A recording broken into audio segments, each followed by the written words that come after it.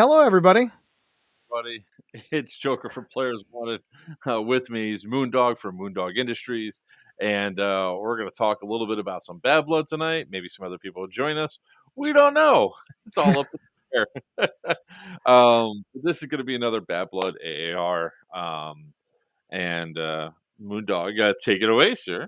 Oh, no worries. So, for those of you who don't know, after every game, in fact, almost immediately after every game, because at the end of the game, we have to collect all of the sample cards from everybody.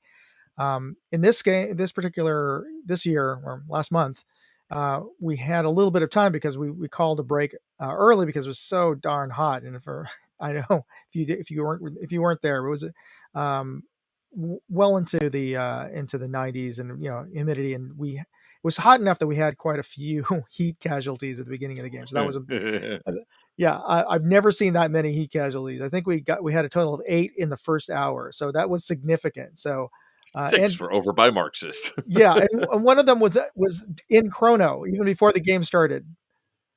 So Yeah, that was. It anyway, was a. but so Sorry.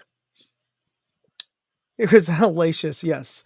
And of course, we were just concerned, and I'd walked back a couple of folks who were, a little bit in a daze throughout the game. So we curtailed quite a few additional heat casualties just because everybody wised up, and when they started feeling it, that they stopped and went back and took a break. But by by about 4 o'clock, I called out to all the CEOs, and just wanted to get a gauge of how the players are doing. And we all universally decided as a group that we should call it off early and let the players rest up. And so before we started the raffle at 5 o'clock, we had a little bit more extra time in after the game for the COs, for the game staff, to just talk about things. And we got a lot of input, and it's always great to have input as soon as the game is over, because all that stuff is really fresh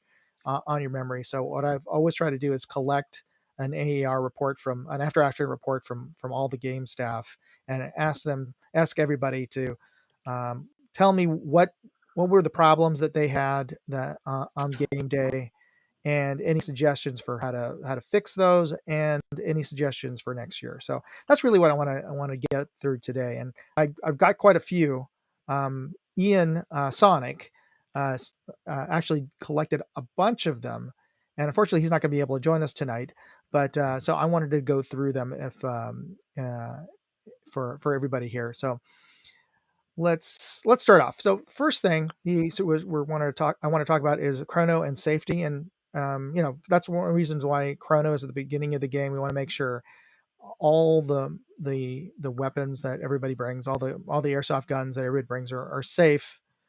And we know that there's an inherent risk to what we're doing, but there's you can make these guns more dangerous than they need to be to play the game. So that's where we're just trying to curtail. And the biggest thing that came out of the meeting was the need to the the issue of jewel creep with higher FPS guns, especially, and with HPA guns. And that's a whole nother topic, HPA guns. But so I think where we netted out is that we felt that we needed to move to a jewel base. That's for those of you who don't don't remember high school physics. Joules is a measure of energy rather than an FPS base. Now I know that there's conversions for that. So, but suffice it to say, there's a topic of jewel creep, which I actually really wasn't all that aware of, and I actually had to look it up afterwards. So if you don't know what jewel creep is, it's just that sometimes when your velocity, both of the velocity that your airsoft gun is able to propel a BB, and the weight of the BB, it's not a uh, a geometric curve. It's an exponential curve. So in terms of the amount of energy that a person will receive. So the heavier the BB, the higher the FPS. The energy or the damage that your gun can inflict can actually be greater than just the FPS measurement. So I'm gonna propose that, and I'm going to agree with the suggestions that I think it, Sin and a couple of the other folks made, that we switch over to 32 gram BBs for. Now, this is something I wish Sin or some of the other folks who are a little more knowledgeable about this.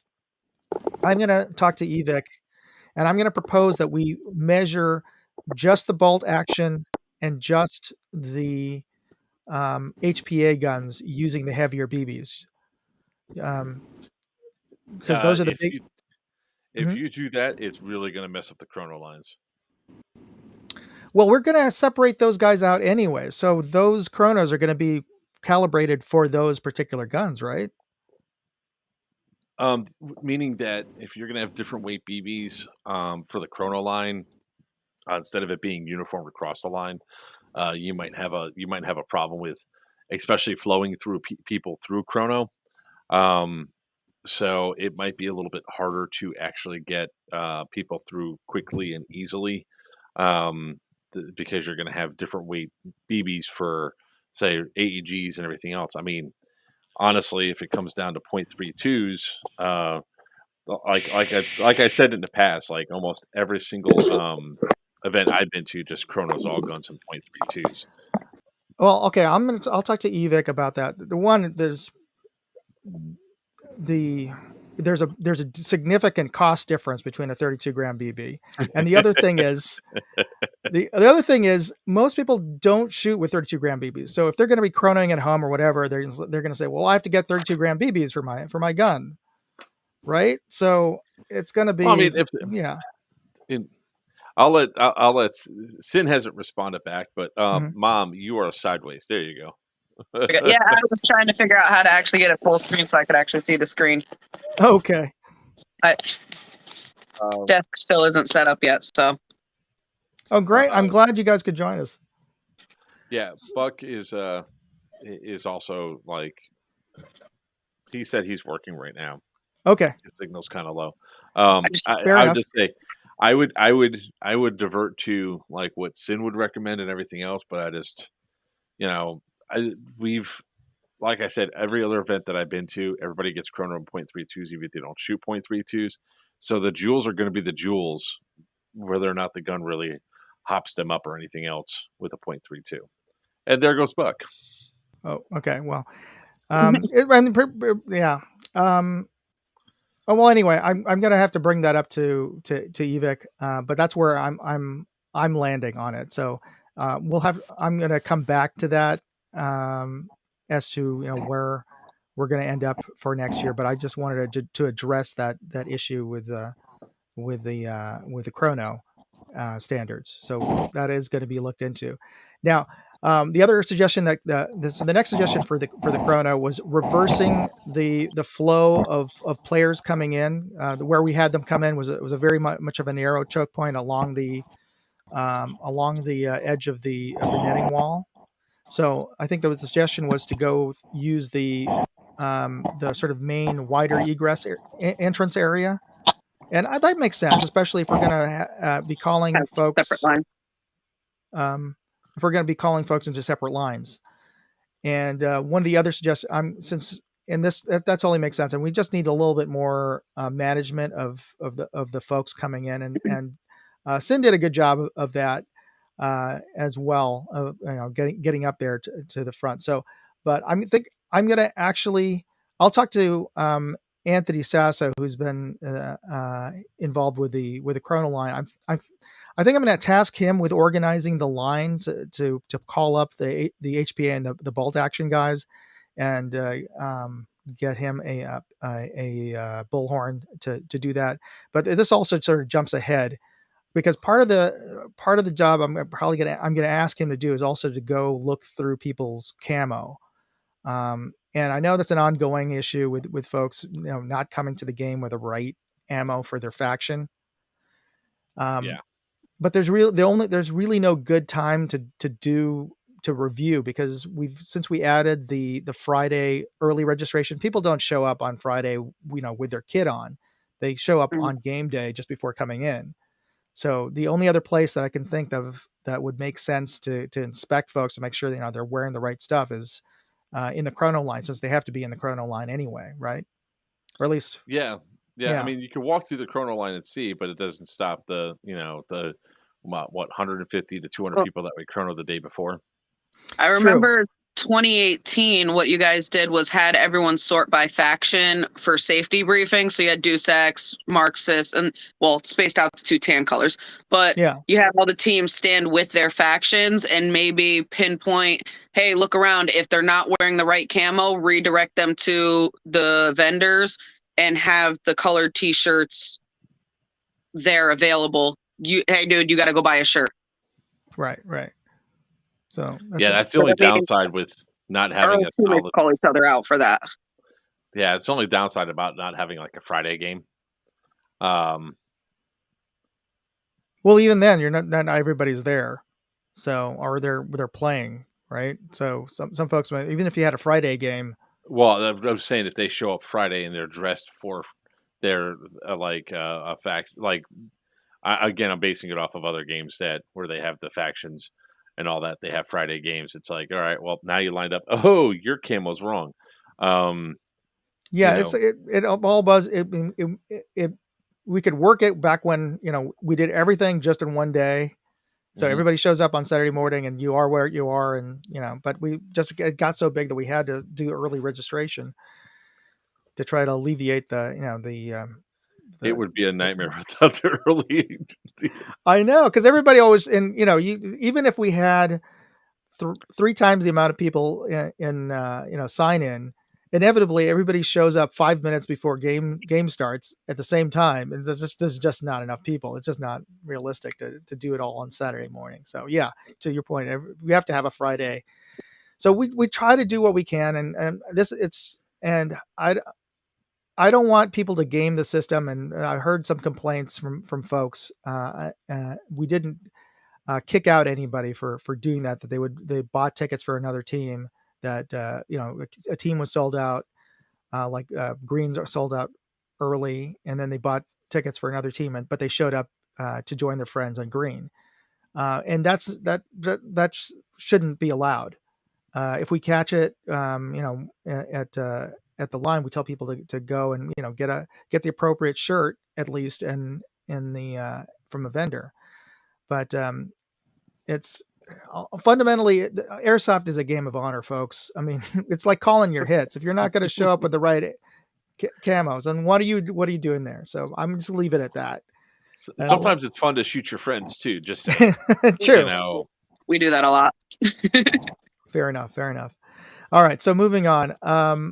The one of the suggestions that Ian had, and I'm just going to throw this out there. He wanted to have a radio button opt-in to confirm that everybody who bought a ticket has downloaded and read the player packet. And I think that's, in theory, that sounds. I mean, that seems like a good thing. But again, ultimately, you just like every other sort of internet opt-in or waiver. Yeah, I confirm I've read it, but have you actually read all of the terms and conditions on these websites? No, you just click and go through. There's a couple of companies that have done some smart things. That I consider smart was that they have to go through, read the rule set, then they have to pass a test. And the tests are the key rules that people should be following when it comes down to, like, where do you go for what happens when you get hit? What do you do? I saw quite a few people that were just standing there with their dead rags on, or sitting with dead rags on. Like, there's only one place that you can respawn. You can't get medicked. There's only one reason for you to still be standing there, and none of it's good. Did you ask them why? I mean, some of the folks I could totally understand. Like, either I'm tired, I'm just going to sit here for a while before I start walking and trying to find the triage, or two, I'm waiting for my friend. Or whatever. And I didn't ask because each time I saw it, I was on a mission. Okay, all right. Or I was laying down in between Deus Ex and Green, just having a firefight, so I could go in and knife sin. I mean, I saw stuff like that happening. You never know. It could be like, hey, I'm waiting for my friend who's pissing behind that tree over there or whatever. Yeah, but there was quite a few that there was obvious that wasn't the case, right? So Okay. it's like, and it segued into a couple people just didn't know that they actually had to go back to the respawn area. So it's like that's a unique rule for Bad Blood. The triage is a unique rule that a lot of people might not know to go through and enact and do. So Yeah. So anyway, I can talk to Ian to Sonic a little bit more about that. I I have a feeling that adding a test may be a little much, but I mean, I like the idea, but I know that that Evic's going to be against that from their retail standpoint. Everybody does. You don't want to create a barrier to entry for people to click through. But okay, I'll bring it up for sure. The other suggestion so the next suggestion he had for safety was, and I totally agree with this, was that I'll work with Tim over at EMR to set safe rest stations in the field with water jugs before the start of the game. I mean, maybe we won't do that if it's a very mild day, like a couple of years we had back there wasn't an issue. But when we know it's going to be hot, like a week in advance, when we saw that the temperatures were climbing, it's definitely something we'll plan on doing. And that came back to, we had a long discussion about where we should place these things, and we'll figure that out as before the start of next year for sure. So I don't think there's any issues with those ideas on that. yeah, one of the big factors that that is starting to happen is temperatures are rising. They've been rising for the past 4 years, not just on Bad Blood days, just globally. Temperatures are rising during the summertime. It was 101 degrees today at my house with 80% humidity. So yeah, 90 would be a mild for you, right? So I wasn't hot at all. I knew better than to stand out in the sun in full kit, but that's just me. Now, so one of the things that didn't have anything to do with the heat per se. Well, other than if it rains, and it did kind of sprinkle earlier in the week, which is kind of a shame that we didn't get the weather earlier in the week that we did in the weekend. The ground's moist, wet, and it isn't a smoke issue. Now, we did have a small fire at this particular game because of smoke that was thrown, but that was primarily due to whatever some dumbass player threw a smoke grenade into the fort. So that ended up not being a smoke grenade. That was the EG-67 that just happened to land under leaves. Oh, okay. That was the EG-67 that just came through the doorway and just happened to find a small little pile of leaves, and it went right under it. So when it blew, the fuse just caught that dry leaves. So that's one of the things that, that's why that's the reason, for those of you who didn't know, last month is the reason why I had to call a stop to all pyro halfway through the game. It's just because we had a fire issue, and heaven forbid, one of the big fort burns down. That would be a real tragedy as far as the field's concerned, and for the game as well. So anyway, we will just have to judge the field conditions and let you know. Even though if we say that these the smoke grenades or whatever are allowed, if the field conditions just don't allow it for safe use because it's been like a dry month or whatever, it is what it is. We have to decide on the game day what the conditions will be like. So that's something that everybody should just be aware of. I want to start up a side discussion later on. And we're certainly not going to cover it all in this on tonight, but HPA in general, I'd hate to go to where some of the games have just totally banned HPA, but I've got to defer it to the folks who run HPA, what constitutes a tournament lock and how best to describe that and how best to sort of regulate that, because it's just getting crazy with the plethora of designs out there. I'm not the person for that discussion. That's a sin discussion in my Yeah, book. yeah. So I'm gonna put that. I'm just throwing that out there because it was one of the topics that came up, but I'm not gonna even touch that in this. But just know that I'm gonna ask the game staff to form a small committee just to discuss that and to figure that out before for next year. And there was a suggestion that instead of red rags next year, that we go with barrel covers as giveaways. Um, I'm kind of against that in that I That's did how barrel covers get lost, and well. it's nothing common to the sport. So Well, it's so much that so we did give away barrel covers one year, and I thought that was nice, but we've got two vendors there. If you don't have a barrel cover, get it from them. And it's, what I'm saying is, if I have to put my barrel cover on and off each time I die, that's going to happen a lot. Although I didn't need it too much for last game, but that's how if people keep on taking out and put it on their gun and taking it back off. No, he's that- talking about as the giveaway. Instead of giving a dead rag away at registration, you get a barrel bag at registration, right? Oh, yeah. Okay. oh, I thought you were talking about using dead rags on the field. I was like, then that's fine. Yeah. Well, we have to. Yeah. So no, it's about the giveaway. So that was a suggestion. I'm just going through some of the suggestions we got from folks. And this is a valid point too. If your barrel covers are too small, they only go on small muzzles, no over suppressors or tracers. So they do make the short, fat okay, that's a barrel good point. bags. Yeah. So bring a spare. You know what size fits your particular weapon. And you're better off, bringing your own. You could, and dead rags. Come on, you've got a red sock somewhere, a red T-shirt that you can cut up. It'd be so much better if you. But it's nice to get we actually were using the dead rag the other day for our dishes at home. So they're useful outside of airsoft. Mine are microfiber. I don't have one in my office right now, but I got mine specially made. I have a box of them because the Point Blank guys make them for every event. So I have 1,000 dead rags.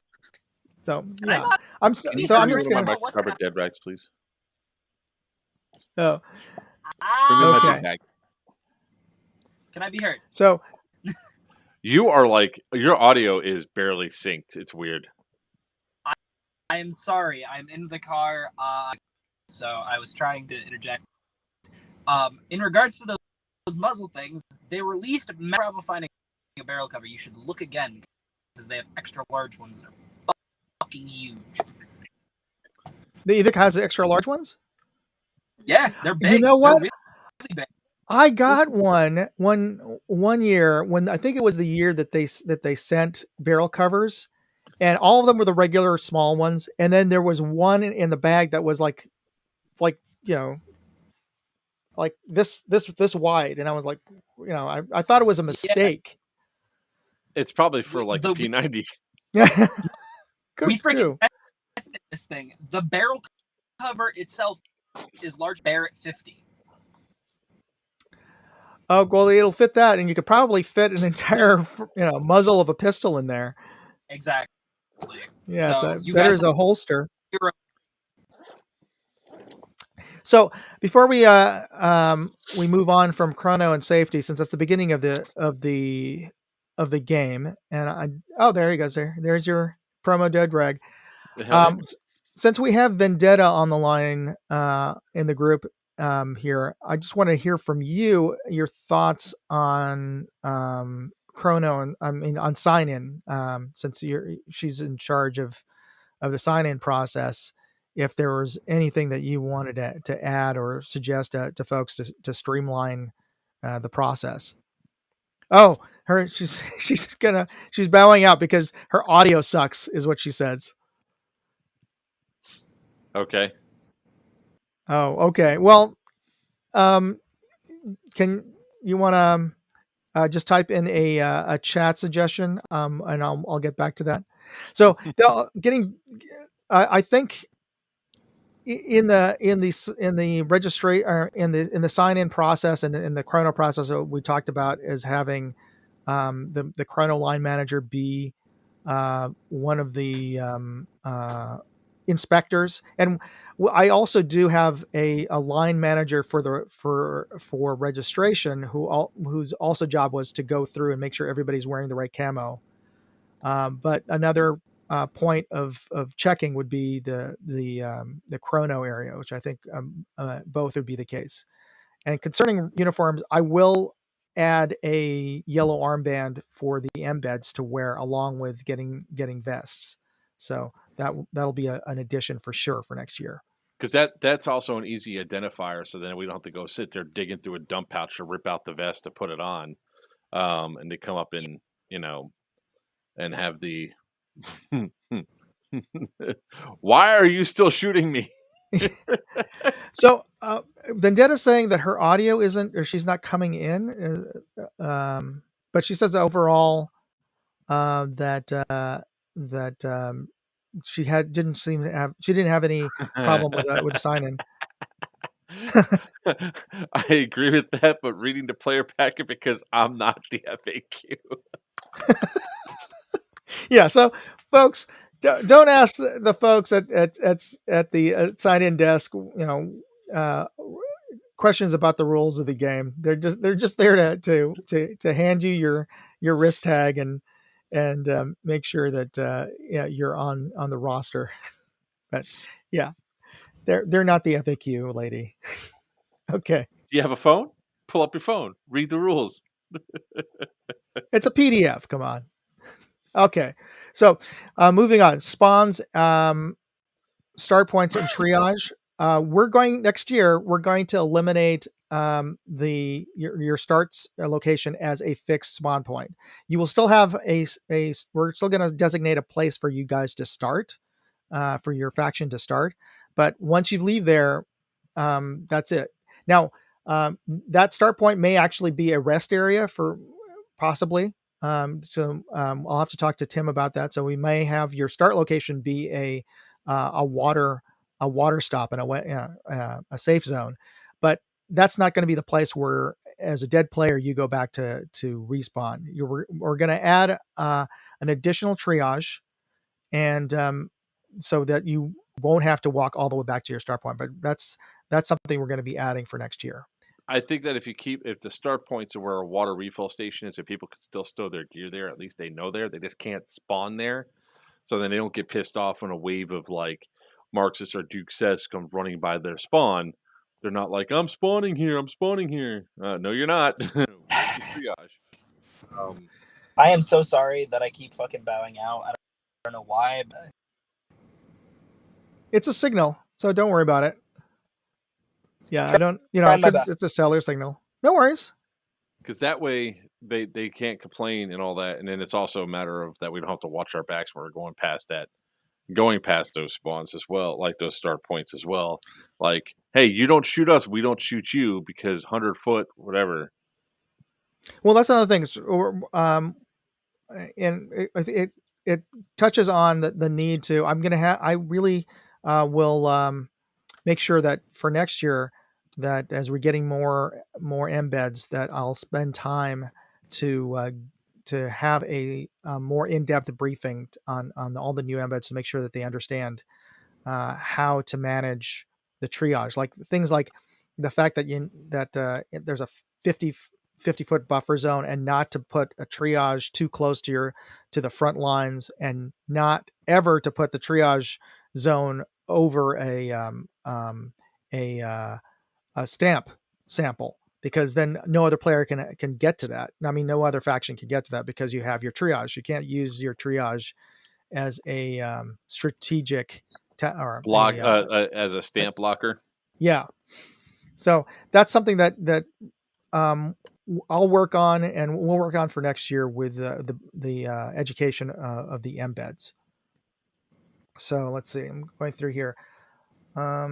Yeah, we're going to add more embeds. So that's one of the things I'm going to be doing for next year. And this is a good opportunity to recruit for them. If you are an experienced player and have been to Bad Blood before, and you are the kind of person who really has a thing for fair play and for rules, please reach out to me, reach out to Ian. in the Bad Blood series group, or on Facebook, or whatnot, or even on my website, moondogindustries.com. And let's talk. I'm definitely looking for good, responsible players to be embeds and future staff members, or even COs. Let's see. There's a couple of technical suggestions that Ian had about spawn locations and geolocating them. I think I'm open to the ideas, but every time I've looked into doing anything that with GPS or electronic, it's more trouble than it's worth, because they're not foolproof, and the signal, the cellular signal isn't consistent throughout the field, so it never exactly works. But in my ideal world, I would love to know where, as the game or manager, the overall GM, I would love to know where all the faction COs are on the map, as well as where their triages are, so I can see and head off any potential issues with rival triages being too close together, things like that. But if somebody, I'm open to suggestions for ways to do that, but I haven't been able to find a good way that wasn't overly complicated, that it made it even worse. So anyway, one of the things that the issues that we had, especially at the beginning of the game, I know that Joker, you had with getting with helping the folks who had heat injury, and that stemmed from the fact that when we radioed the EMR staff to get an EMT out, they went to the wrong location because of the terminology being misidentifying where the location of the injured player was. So for next year, for all of you who played the Bad Blood before, we're going to change the names on the map, and we're just going to use the names that EMR uses for their locations on the field. We're essentially going to use their map in certain terms of naming, because it just to avoid this the same thing happening again in the future, where if there's an injury, somebody misidentifies the fort for the castle. I mean, that could still happen, but I'm trying to avoid that. So just be aware that next year we're going to be changing the names on the map. Okay. That makes perfect sense that way, because we don't have the delay that we had last time, because I think it took upwards of 15-20 minutes to get somebody down to the ravine for the first set. The second set was faster, because I was like, we're out. I was like, go to the same place you went last time. We'll flag you down. And sure enough, he comes running through, and we're waving him in. Because they were looking around, they were searching around for that player, and because they weren't there. So anyway, so enough said. We're going to be changing the map names for next year. Now, this is something that you for sure, Joker, are going to be wanting to hear: the CO bleed out and the stamp clarification. Okay, so I will, listening to your comments and other folks, I'm going to provide that the COs must give the stamp within 30 seconds of being touched by a collector. So if the collector gets up to them, they've got to do it. And if they don't, you tell me, and that essentially is automatic. Okay, so they've got, that should be enough time, 30 seconds to get the.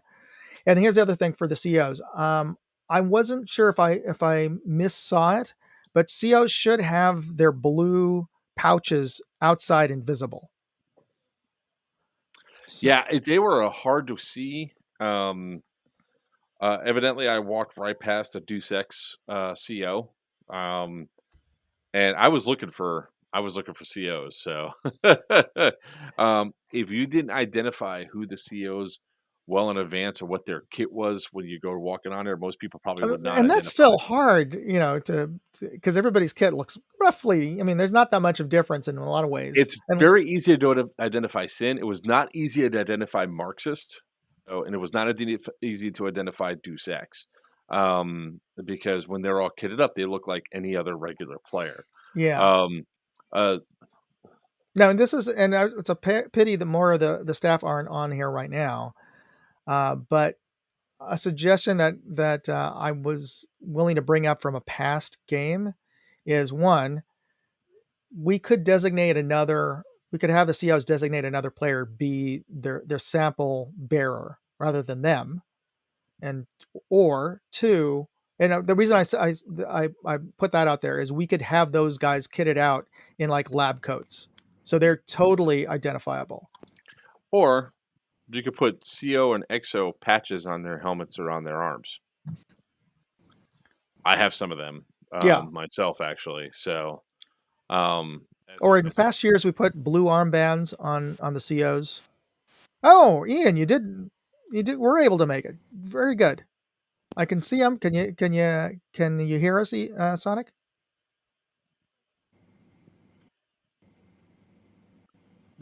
We'll get there. Sonic, okay. So there's a little bit of a delay there. Apologies for muting for a second. I just caught No my worries. kids fucking cigarettes outside the fucking. Jeez, Okay, you so are a potty mouth tonight. So Corey, to answer your question, yes, they could, assuming the person calling out the grid coordinates knows how to read a map and knows exactly where they are. There's yes, ideally we could call the grid coordinates and say we're here. And in past emergencies, the person who did call in the emergency on the field, the embed, did provide the correct grid coordinates. So that we have used those in the past. Yes. So, like for me, for example, I can't read the grid coordinates because I don't have my glasses. So somebody else is like, I was like, what are the grid coords? I have no idea. I can't read. I'm a Florida boy. I can't read. So, thank you for that. Thank you for that 30 seconds thing, though, because that's oh, here's I like this even better. Okay, so the 30-second thing that applies to the 5 minutes. It adds on to the 5 minutes. So if you get to him at 4 minutes and 59 seconds, that means that you still can get that 30 seconds adds on to that. Yeah. All so right. I mean, all right.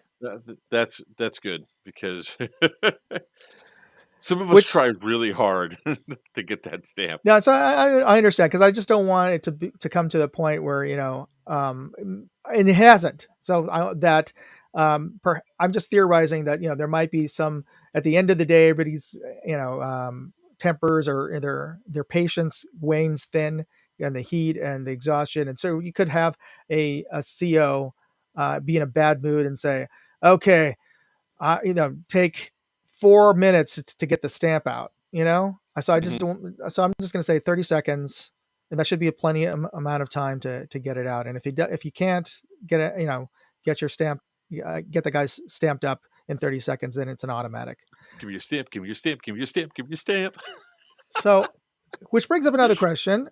And I'm just going to throw it out there. 5 minutes is, I've asked this in past events, and everybody and all the COs universally said 5 minutes is the time that they wanted. And I offered, how about 10 minutes? But because that's the typical respawn time cycle with the triages, but everybody wanted 5 minutes. So, if 10 minutes, I'm going to ask what?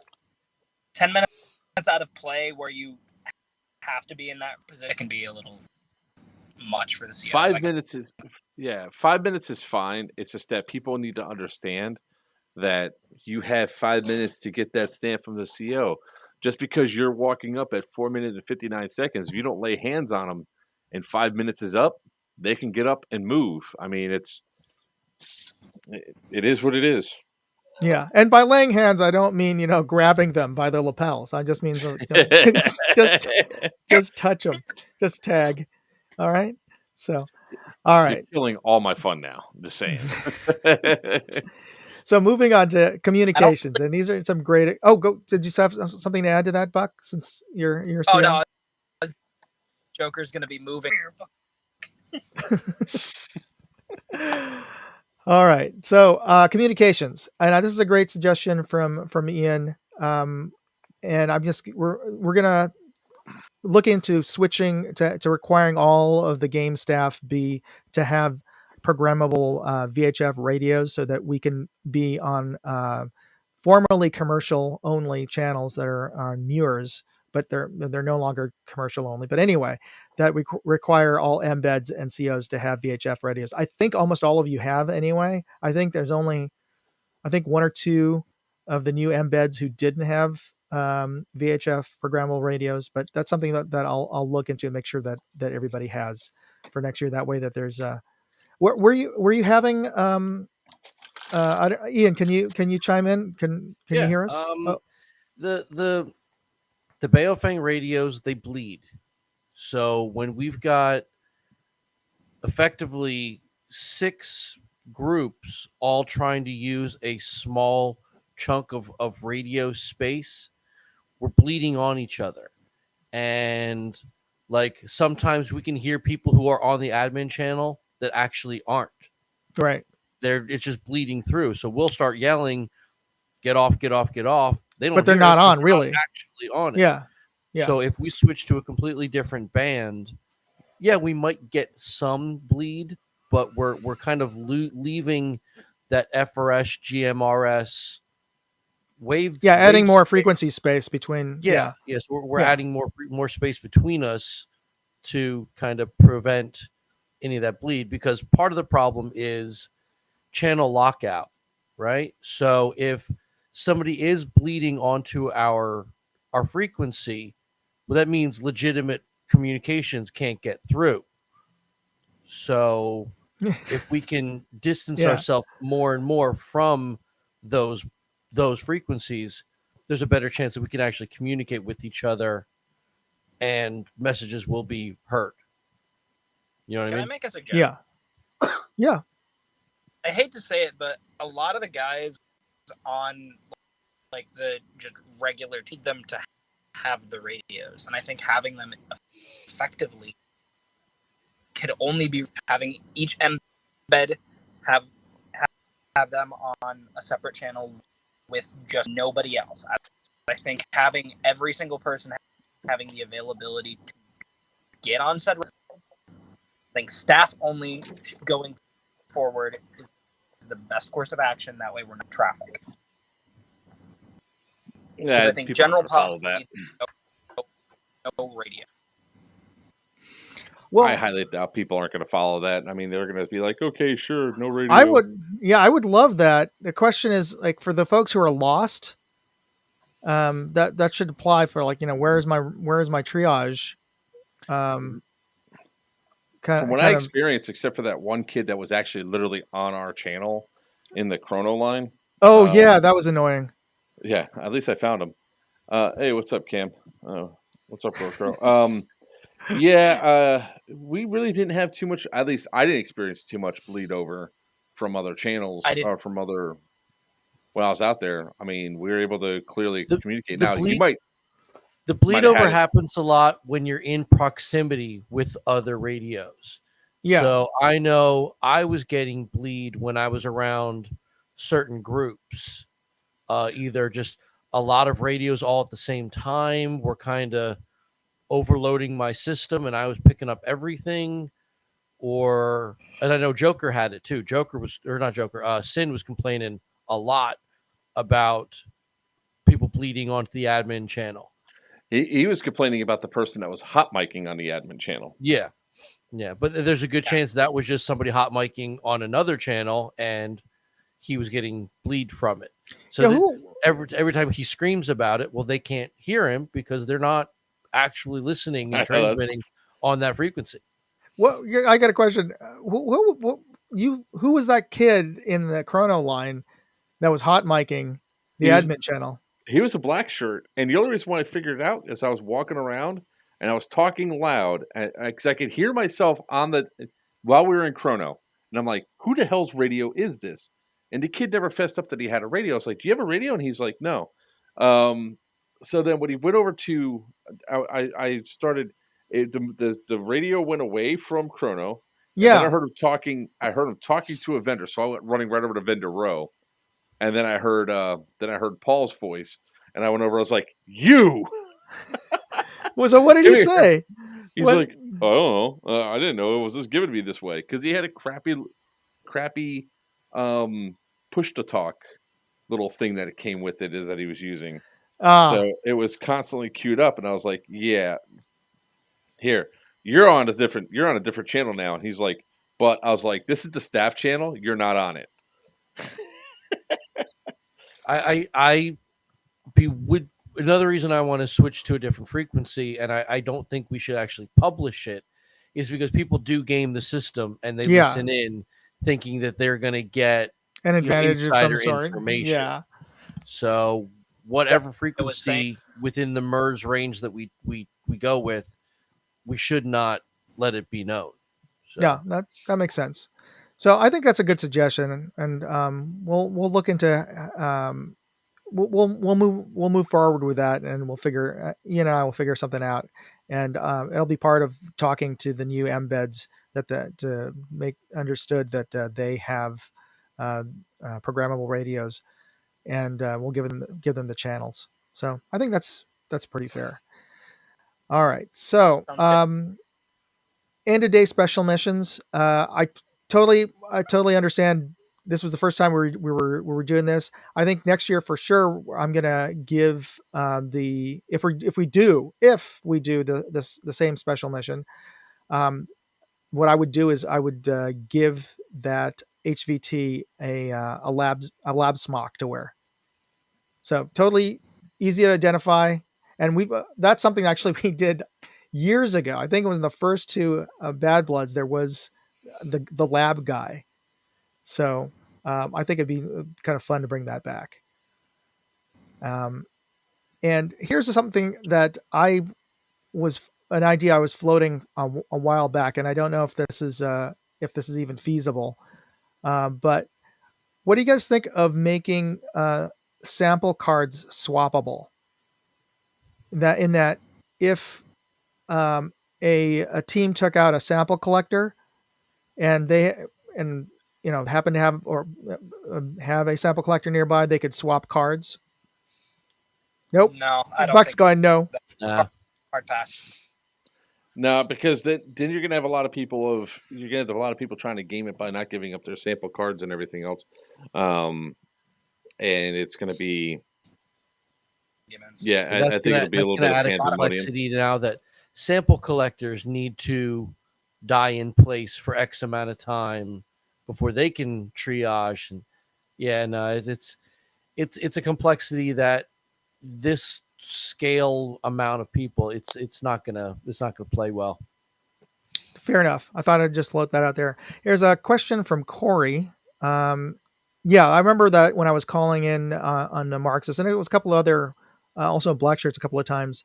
I call out on the regular channel, and nobody responded. Because I think I was looking for a CO, or I was trying to track down a player who lost something. Anyway, it just surprised me that I didn't hear a lot of chatter on the channel either. So I was wondering, are everybody on private on private channels or what? But So yeah. there was a couple of times where I know relays had to happen because I was trying to call something in, and it couldn't, from where I was, like down at the ravine to Mhm. up. I'm sitting there yelling, radio break, let me through. And then Sin had to then relay the information. So we were relaying between two COs to get to the center because of the proximity, either line of sight or whatever. With radios and all that. So And you wonder why I've got a 9-foot antenna on my radio. Definitely yeah, that ravine. By the way, I forgot to add that onto that part into the gameplay part. I'm gonna post. It's restricted, so that the players aren't going to try to cross it again. I'm not, just for safety for next year. And I think we talked about that at the post game. I think we just went the wrong way at the start of the game. We went it. So it's a 50-50. We go this way, we go that way, and we went the only wrong real way. problem with cutting the ravine out is there is some pretty cool playable stuff in and around it. So there's that makeshift graveyardy thing that they've got, and that's kind of cool. That's kind of fun. But as soon as you get out of that, now you're stuck in this ravine. And Well, let me rephrase that. Maybe not. I didn't mean that it's out of play, but I'll put a warning at the beginning of the game verbally, and also in the player packet, is don't attempt to climb the ravine down and up from the steep sides. It's just not safe. So one of the reasons why I made the suggestion that if we start the game where the COs know of one location or one grid square location of where a stamp is, and that's the emphasis on the one they should go for, it means that, and none of them are in the ravine, I think it makes it a lot easier to avoid what we ran into this year.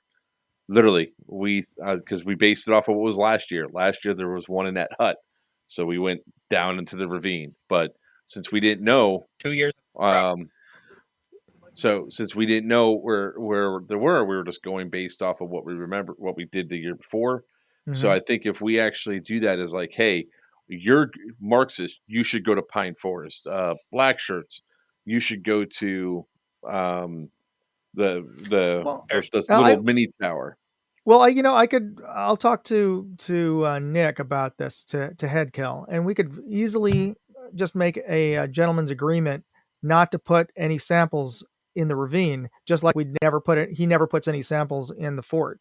yeah, I was kind of just suggesting that, Yeah, yeah, perfect. unless it's head kills lunch, then there's That was no reason to be in the ravine if we kind of make it known. Yeah, it's part of the playing field, and you can traverse it if you need to, but there's nothing there. I think we So I think that should. Mhm. Oh, sorry. I was gonna ravine. I think that we should put yellow tape behind the hut, because after that point where it's unsafe, like extremely unsafe. Oh, that's extremely unsafe. But even that single track path that is safe is not safe. You know what I mean? Like even the part of the dirt road that is in play, it's like a 30-degree grid or incline, and you're carrying gear and you're carrying guns and you're carrying hurt people. It's if you make a wrong step, you're gonna be hurt. Sun. Yeah, In the sun. That's what. Let's Going through the go. forest to go up the grade wasn't a problem. Going through following this road, I should follow this road up. It's going to be an easy path. In that intense sun on the mountain, 30 degrees, it was bad. It's psycho, yeah. I was like, I've. Go ahead, Buck. Sorry, Bath. Then we should go down there and possibly check it out the night before, actual gentleman's discussion afterwards. Are we going to keep this in play going forward? They see injuries. Since I've been I have no problem with actually doing a field inspection, because we kind of know that they don't really upkeep that little path. It's kind of just there, and they accept that it's just there. hard. So if we go and check it out, because there's ways, there's the long way around it and there's the short way. We go the long way, we check it out, we realize, no, this is gnarly, we're not doing it. We can find ways of eliminating it from play and still keeping the shaded incline in play. Yeah, we can do that, so to speak. that sounds good.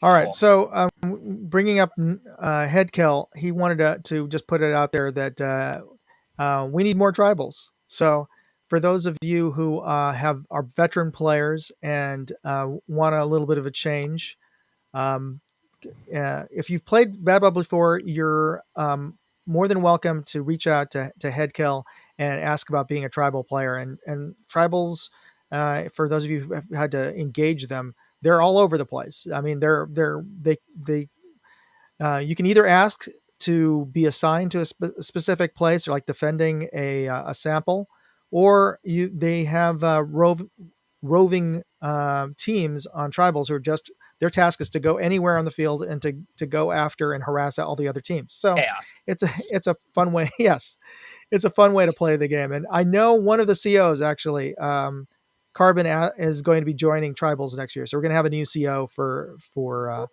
Deus Ex. So And it's very often that CEOs will, in fact, He doesn't want to get knifed. That's what it is. So if you want to join the tribals, definitely reach out to Ed Keller or myself about doing that for next year. So I think that wraps up all of the suggestions, and I think it's a good time because we're actually near the top of the hour. So folks, I want to actually do the giveaway that I promoted for as we wrap up this live stream. I last week I said that I would give away 4 $25 eVic gift cards and this H&K cap that I got at SHOT Show over at the H&K booth to 4 winners. So I asked everybody to subscribe to my Moondog R&D channel, which is getting very close to 1,000 subscribers. So I'm really happy about that. Once we get 1,000, then finally all those videos can hopefully get monetized, or at least most of them. But yeah, we'll see. You'll see a bunch of yellow dollar signs. We'll see. Somebody did an analysis of my channel. And they said, "Oh, I'm earning $5 a day." That's it. That's all I get. Yeah, So not even. I'm at about the same spot when it comes to monetization. Now that somebody's not stealing my stuff anymore. Well, you keep letting Buck talk, so there goes your monetization. One of the second things is a lot of my old airsoft videos. YouTube won't let me monetize them because they at the time it fell outside of they say that you're allowed to put up. I think they don't allow you to put up links. So I did a review on a product. Like a gas blowback, and I put a link to eVic because naturally I'm reviewing a product I got from I bought from eVic. I'd put a link in the description, but YouTube says nope. That's I don't know. They thought it was verboten, so they tagged that video as non-monetizable, which is kind of BS anyway. It's anything that has to do with any sort of guns. They're going to tag it as limited or no monetization. Yeah, so But even the limited stuff, I mean. Even with limited, I'm getting about $5 a day. So yeah, we're definitely not doing this for the money. Yeah, not at all. Yeah, I can't even buy a gallon of gas right now with my YouTube money. Anyway, I set up all the folks who submitted screenshots of their phones or their devices showing that they subscribed to Moondog R&D and sent and emailed me. Those screenshots were entered, and I put them in through Wheel of Names, which is an online sort of raffle service. And so we're gonna pick 4 winners. Okay. Take care, guys. See you later, Buck. All right, you ready for this? Yeah.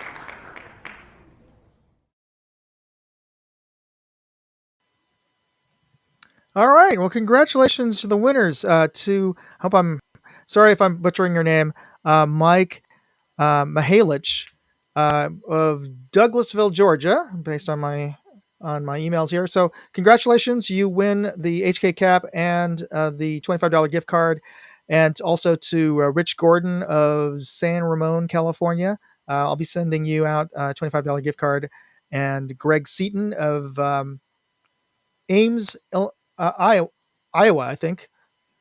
Is IA Iowa? I think it's Iowa, right? Yeah. Yeah. Okay. So, Greg, you won a gift card, and Adone Tesfu of San Jose. Okay, so you're local. You win a gift card. So congratulations, and I'll be putting up another giveaway. I'm going to be doing a giveaway every week. I'm going to be doing those on Mondays. So just tune into my channel, Moondog R&D. Hit the notification bell, and you'll be notified when I post up details of the next giveaway. And it's going to be two $50 gift cards from evic.com. So we're going to have two winners the following week. So subscribe, and I'll get more details on the actual contest, but I'll do that tomorrow anyway. Yeah, All right. It's kind of funny how many of those things landed right on the line. I know. I was like, oh my god, he's gonna no. Oh, it went over. It was. I have no control over this thing, and I was like, oh, dude, that sucks. So, yeah. Well, I know Zephorius there that said he goes, I had a great time this year despite Green not getting to win. Get some. I'm really looking forward to the next event and all that. So I can't wait for June to come around. So I can't wait to go get peppered again as as the Zombie King, just going for players. I got new armor. I got a new padded shirt too. I mean, I was like, you know what? I got to do something. I mean, I got tattooed. Of course, I was running into like 50 players at Yeah, once. you're running straight at them. Oh yeah, every time. Yeah, I got a hit on me from 30 feet away from somebody who I was in front of you, so that's I got collateral damage. Shoot Joker, he don't care. He's running straight for us. It was funny how many people are like would not, as they were zombies, just would not run in. I was like, just running to get them. They go, you're gonna get hit. I was like, yeah, watch this. They're like, you're nuts. I was like, well, I get shot with much higher FPS guns at much closer range at Miami Airsoft. I'm not worried about it. But all right, so let me wrap this up, and I'll let you have the final word there, Joker. But I want to thank everybody who came online to Buck and Amanda for coming on and chiming in, and Sonic and Vendetta. And for everybody who tuned in and had some comments, if you have any comments about what we discussed today and some of the rule changes and the improvements for next year, please leave a comment on the live stream on YouTube or in the Bad Blood series Facebook page. And I definitely listen and take in what everybody has to say about making this game better and more fun for next year. So thanks for everybody for tuning in, and I really hope that you keep an eye out towards the beginning of next year for tickets. All right, yeah, I'm looking forward to it. Can't wait for the date. So with that being said, I'm Joker from Players Wanted. That's Moondog from Moondog Industries. There's Ian from New York City Airsoft. There's Vendetta from Moondog Industries too, I guess, right? Yeah. And until next time, may your BBs fly true and your opponents always